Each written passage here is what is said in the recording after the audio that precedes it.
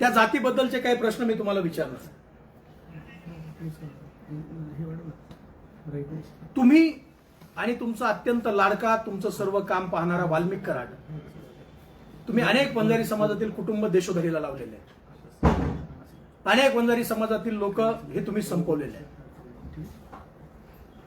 त्यातलं सगळ्यात पहिलं प्रकरण हे स्वर्गीय महादेवभाऊ मुंडे यांचं परळीतलं प्रकरण.